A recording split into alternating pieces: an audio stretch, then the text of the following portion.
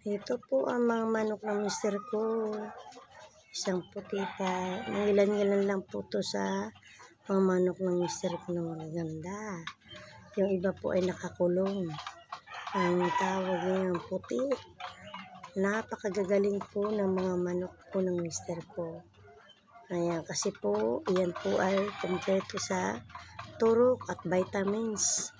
Alaga. Yan po ang number 1. Alagang-alaga. Ayan po ay si puti. Ayan. Ito naman po, ayan, pula. Ayan. Mga magagaling po yan. Mga puntot-puntot pa. Ayan. Yan ay pula. Ang manok na pula. Gandang quality po niyan. Tayo na lang. Ayan. Galing na manok. Halos lahat naman po yan. Ito pa po. Puti din po siya. May pagkatalisayin po. Ayan. Talisayan. Tapos talisayan yata po ang ano yan.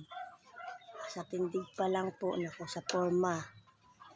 Quality na po yan. Magaganda ang mga manok ng mister ko. Lahat ng halos nilalaban niya po panalo. Walang talo. Po.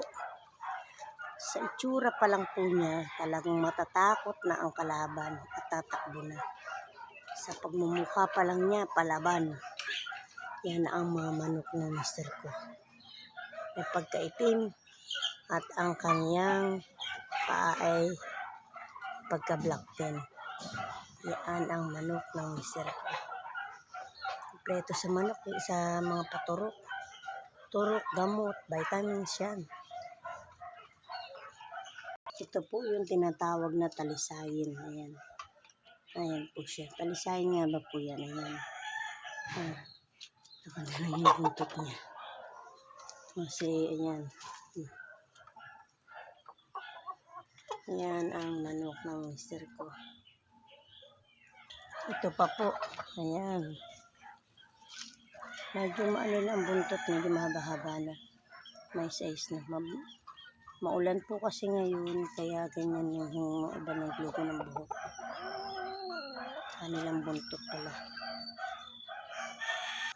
Ayan pa ang magandang manok na may pagka-gold. Gold na nga yan, si Golden. Golden boy. Ayan, medyo lugon pa po to. Bata pa to eh. Yan, lugon ang buntot. Pero bata pa yan. Yan, mga magagaling yan.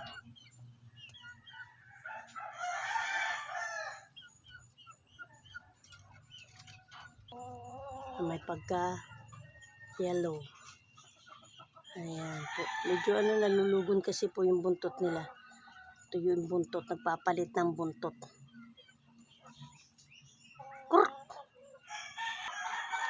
Yung iba po ay nasa baba. Hindi ko na na-video isa-isa.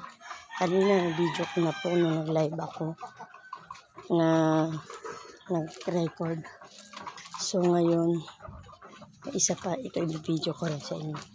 Ganda din ito, manok na to. Ayan.